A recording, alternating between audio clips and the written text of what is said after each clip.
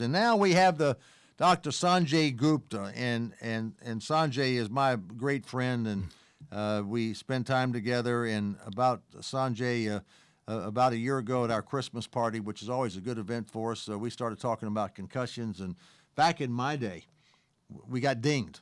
I got knocked out twice. Right. And I got knocked out by little defensive backs who clotheslined me on the sidelines. And I'd like to tell you it was Mean Joe Green, but it wasn't. But I always came back in the game. There was no protocol. And so many of the people of my generation have suffered the consequences. Tell me about this. People are still suffering the consequence. First of all, thank you for having me on your show. What a great show you have. I've been listening to it, and congratulations. It's terrific. It's great to hear from you on all these topics. But, you were the guy that got me really thinking about this, and I'm a neurosurgeon, and I'm a sports fan, and I thought to myself, there are things happening in football that, a lot of people are starting to pay attention to. And these dings that you call them, getting your bell rung, people have all these terms for them.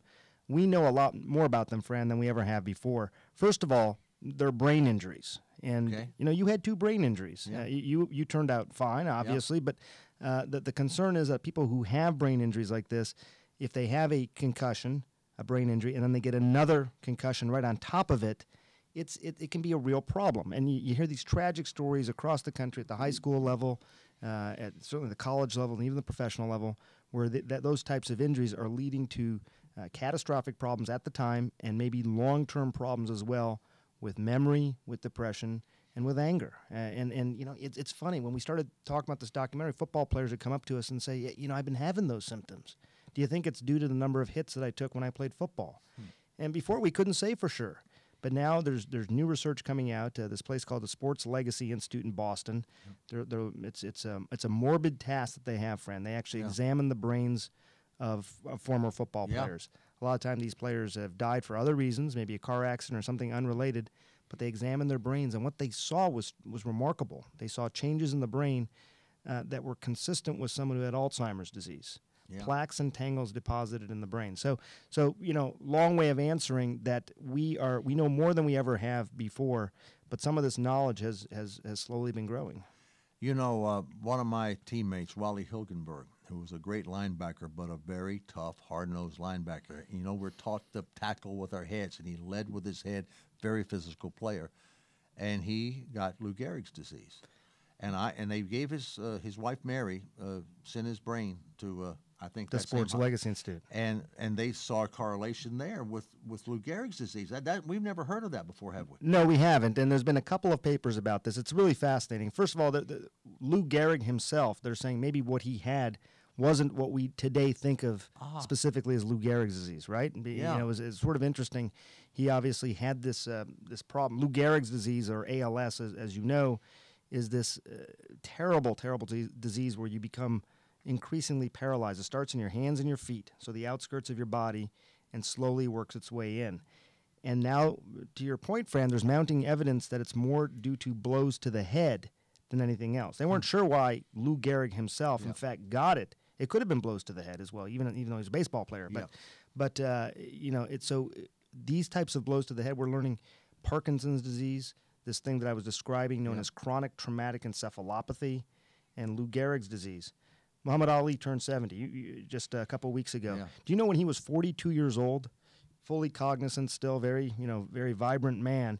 That was 28 years ago. He wrote a letter essentially saying, "I am convinced that these tremors that I'm developing in my hands and all that are due to the blows that I took to my head."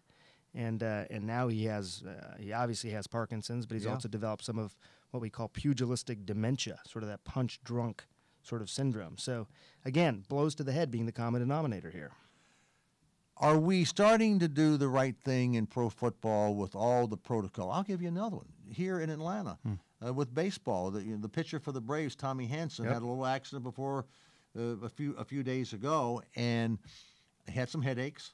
Think maybe he might have had a concussion, but they've kept him out of practicing baseball. I think that the culture is definitely changing. And I should preface by saying, Fran, I used to watch you play football. I'm a football fan. I love the sport. I don't want it to change. Though I want football to still be football.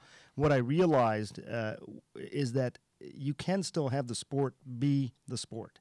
And you can preserve the sport and preserve the players who play that sport with some pretty simple things. So, with Hansen, keeping someone out of the sport longer. Let me put it to you like this: if someone gets a bruise in their arm, they get hit in the arm really hard and turns black and blue, you could feel pretty confident that it's going to heal in a few days. It's going to hurt like crazy, but it'll heal in a few days. Now, what if the next day, before it's healed at all, someone comes up and punches you hard as they can in that arm again? Ooh, yeah. Exponentially worse. I mean, it is terrible now. It's gone from just being bad to really bad. That's the same way you think about your brain, okay? So you got a concussion. People call that, again, ding or getting your bell rung. You got a concussion, which is a brain injury. Imagine your brain sort of red, swollen, inflamed, angry, injured. Now, it'll heal. Good chance it'll heal if you give it some rest and let it cool down. But what if the next day you go out and you hit it again? Ooh. Now you've turned again, just like with your arm, you've turned your brain from a bad situation into a catastrophically worse situation. So we talk about a guy like Hansen staying out of the game, or talk about a lot of football players who stay out of the game after getting a concussion. That's what they're trying to avoid. They're trying to avoid this second impact syndrome. So what you're telling me, Sanjay, is that your brain injury will get better and will heal if you give it time to heal. That's right. And that's what's important. And in the vast majority of cases, that's what happens. I mean, they get a concussion, and, there's a lot of football players like yourself who got them, and you were able to heal, and you were able to conduct your life. But, Fran, you had these concussions. I remember you telling me you had a bad one once where you don't remember a lot that happened. Both of my concussions, I didn't remember anything. I got them in the first quarter of the game, stayed out, and I didn't know where I was. I didn't know anything. And in the third quarter, fourth quarter, I got where I knew where I was. They put me back in. Right, and in now, I think with all that we know, I think anybody who's responsible with the NFL, the committees that oversee this sort of thing, would not have put you back in at that point. And by healed, what does a brain healed mean? It means that you have no symptoms whatsoever. A concussion means that somehow your perception of the world has changed. You might have blurriness of vision. You might feel like you're hearing out of a tin can. You might have numbness. You might have headache. It's something about you has changed. A lot of players will, say, hey, I'm fine, just to get back in the game. But the reality is if you're having symptoms still, you're not fine. No. And what we do now, or what they should be doing in a lot of places, and the NFL is doing this, is that they'll let you try and get back to, normal. Yeah. Then they'll start stressing you a little bit. Do some sprints for me, 50-yard sprints. Do some weightlifting for me. And if any of your symptoms return, then you're back to rest again.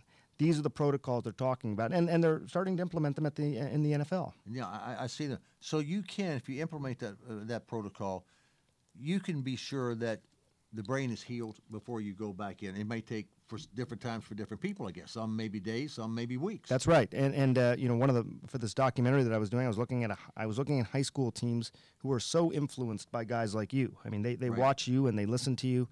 One of the guys that I was profiling took 2 weeks to heal. I mean, he was chomping at the bit to get back in. Yeah. But his symptoms did not go away. And he tried to fib a bit, like a lot of players will do. So what they did for him was they put him through this testing at the beginning of the season, cognitive exam. Takes about an hour. And then if they're not sure, are you really healed or are you just saying you're healed, they'll give him the test again and see how he does. And that's another protocol that's in place in a lot of high schools, colleges, and now at the professional level. The badge of valor for football players all my life, high school, college, and pro football, show your toughness. You had to play with pain. And all the coaches coached that way. We didn't know any better. I don't blame the coaches. I don't blame the NFL, the SEC, or wherever. That was the culture. We're guys that are competitive and we're teammates. And if we get, our bell rung, it didn't break our leg, didn't break our arm, we can still run, we can still throw. And so we want to go back in.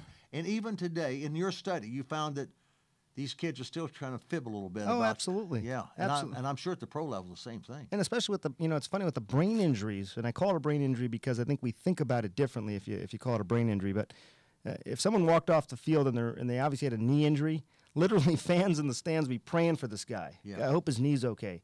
But if he walks off the field and he's sort of stumbling around, confused looking, oh, he got dinged. He'll be right back in. They didn't think about brain injuries the same way, so it's definitely starting to change a bit. Now that's one of the issues is keeping players out of the game. Right. The other is just how many hits you take to your head. Ooh.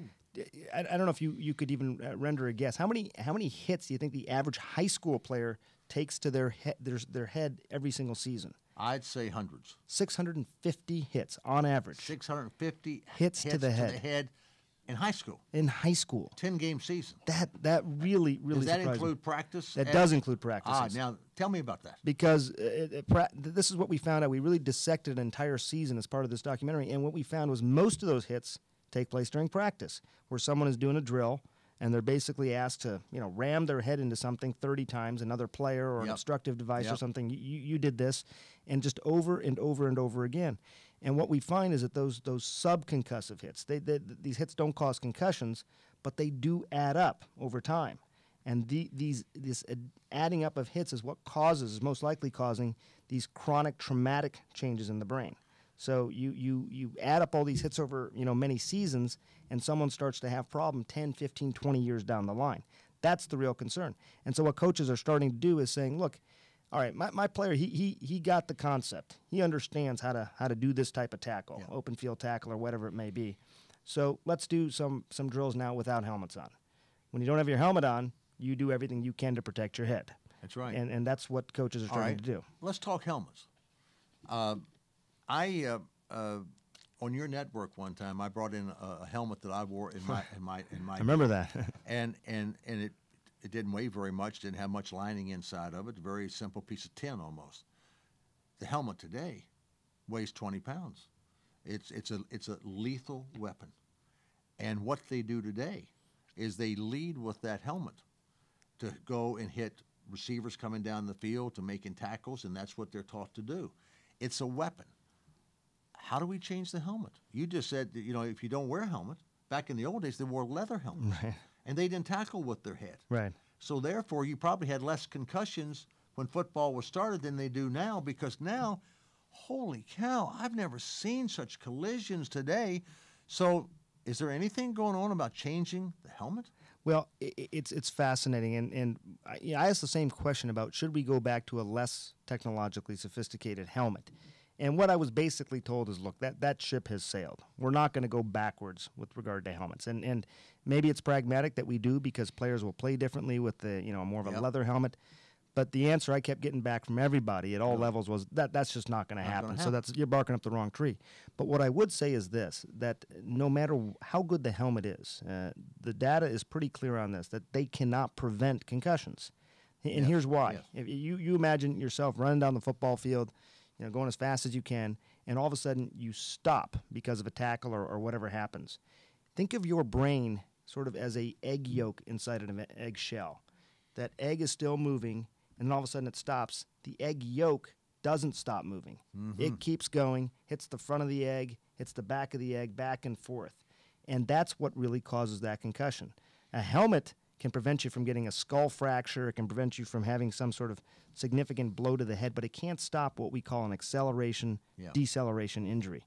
And that you need a seatbelt for the brain.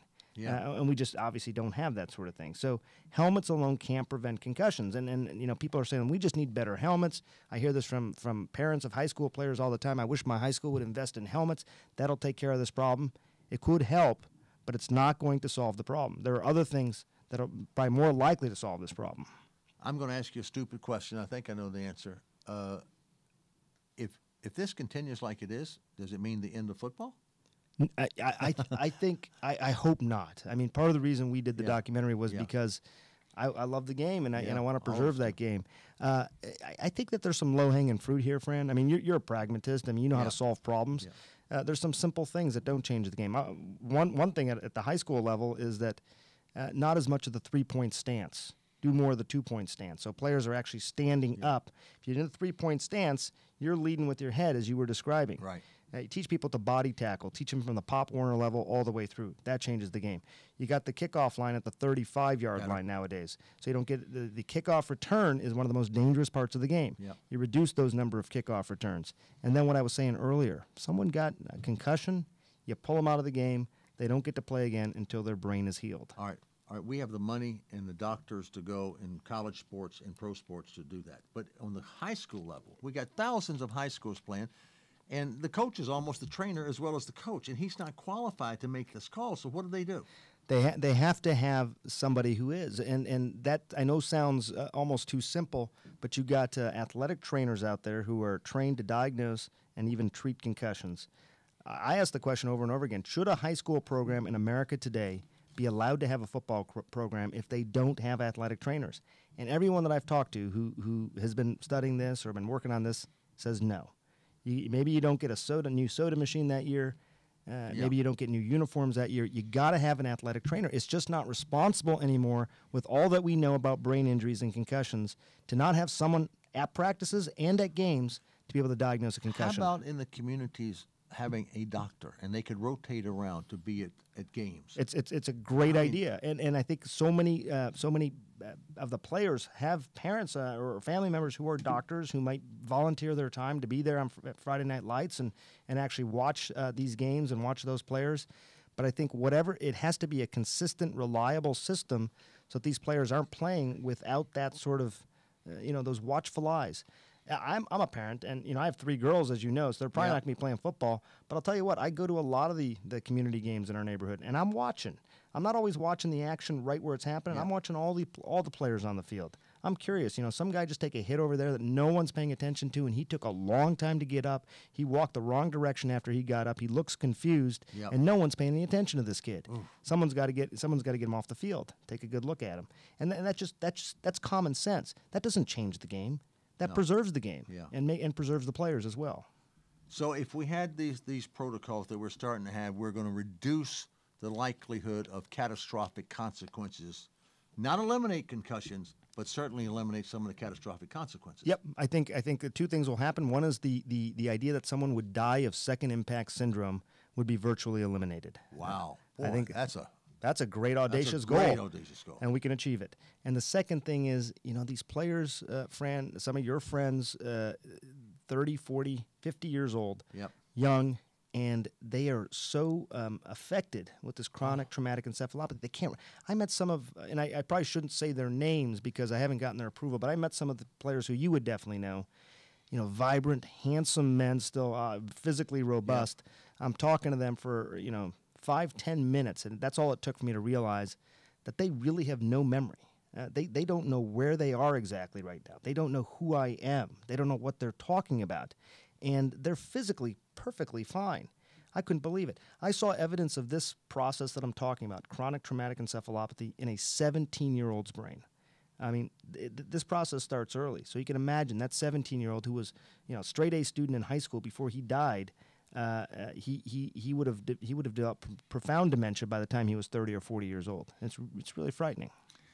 We're going to come back with Sanjay for a few more minutes after this break, but when we come back, if you want to ask some questions of Sanjay, you can call us at 855-FRAN-104 or 855-372-6104. We'll be back with Sanjay right after this break and ask him a few more questions. This is unbelievable information. You'll want to come back and listen to this.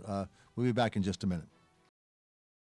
Okay, we have the great pleasure of having Dr. Sanjay Gupta be with us tonight, and he's talking about his great study that he's done about concussions in all sports, but especially football at the high school, college, and pro level. And man, it's great, compelling stuff. And Sanjay, before we get to you, we've got a caller coming in. By the way, our call number is 855-FRAN-104, 855-372-6104. And if you'd like to ask a question of Sanjay, please do. But we've got Dan from Atlanta. Dan, what's on your mind? Hey, Fran. Hey, Sanjay. This is Dan Barrow from here in Atlanta. I know both of you well, and I really appreciate what you both are doing to bring this very important subject to parents and others. The question that I had, and I wanted to hear Sanjay's comments, a lot of attention has been focused on boxing, football. Those are the 2 sports that have received the most attention with regard to head injury. But recently in our neurosurgical journals, there has been an article talking about the effects of chronic head injury in soccer from heading the ball over and over again. And frankly, this last week, my son, Jack, who's an ultimate Frisbee player at the University of Colorado, had a concussion and is out of the game for 2 weeks. And so I think it's important to kind of discuss other sports where, kids might be at risk and it might be ignored by parents and coaches and trainers. Yeah, absolutely, and it's worth pointing out that Dan is the chairman of neurosurgery at Emory, so knows a thing or two about head injuries for sure. And I'm sorry to hear about Jack. I didn't know that, Dan. I hope he's okay. I saw that study about soccer as well, and I my girls have already talked about playing soccer. I was sharing with Fran earlier the number of hits that an average high school football player takes. The average high school soccer player heads the ball close to 1,500 times a season. Oh, my goodness. And again, it goes back to this thing where, in soccer you can have head injuries. People go trying to head the ball at the same time. They may have a head-to-head collision. But aside from something like that, just heading the ball that many times, about 20 Gs of force each time you head a ball. Again, I didn't know. I interviewed Mia Hamm about this, and she was educating me about what happens to during these practices. Yeah. And what we're starting to realize, as with football, is, look, I mean, if so many of these blows to the head are taking place during practice, at what point do we realize as parents, as coaches, as community members, look, does a kid really need to hit their head that many times? So soccer, 1,500 times a season. The vast majority are in practice, drills, where you just head the ball over and over and over again. And I implore, coaches and parents and everyone alike to say, look, let's use a little common sense here. Once a kid knows how to head the ball, should they be, putting a 20 G force in their head that many times every single season? I think the answer always comes back, no, they don't. And I think that doesn't change the game again. It doesn't change the game of soccer. It doesn't change the game of football. It just makes it smarter, I think, on all levels. So, again, I'm sorry to hear about Jack, Dan, but what do you think about that? Is that something that could make a difference? Well, I think you're absolutely right, and that was the point that I was trying to make. All this attention is focused on the obvious sports where contact is part of the sport, and there are other sports where contact is incidental: basketball, soccer, ultimate frisbee, all kinds of things. And I think that it's important for parents, coaches, trainers, everybody to understand that a head injury, regardless of the cause, whether the kid falls off a bicycle or whatever they do, requires that you give the brain time to heal, which you so eloquently described in the earlier session. And I think the more attention that can be focused on this, the better we're going to do at saving kids' brains. And we focus a lot of attention on kids' joints, but there's no organ in the body more important than the human brain. We have just a little bit left here, Sanjay, but you're saying that we've got to change practice schedules. The contact in football practice is soccer practice. We just got to change that. I think so, and this is this surprised me a little bit when we started working on the documentary. I walked in with open eyes, as someone saying, "Look, am I going to conclude at the end of this that we can't play the game safely?" And that's not the conclusion that I made. But I think these practices, and players have to practice. They want to be good players and all that. But the team that we profiled, Fran, throughout in North Carolina for an entire five-time state championship team, they still won. Even making the changes. Even with these changes, changing the way they practice, focusing more on the 2-point stance, keeping players out of the game. Yeah. They can win and they can play safe. Great stuff. Thank you, Sanjay. This has been so relevant to everybody, and everybody's touched by this. We thank you for your time, and we want you to stay with us. We got a small business entrepreneur corner coming up, and we'll be back. And thanks, Sanjay, so much. We'll be back right after this. It's a real honor. Thank you. Bye-bye. To hear more, tune in to the Fran Tarkenton Show every Monday from 6 to 9 p.m. Eastern Time on Stars 2, Channel 104. Only on Sirius XM.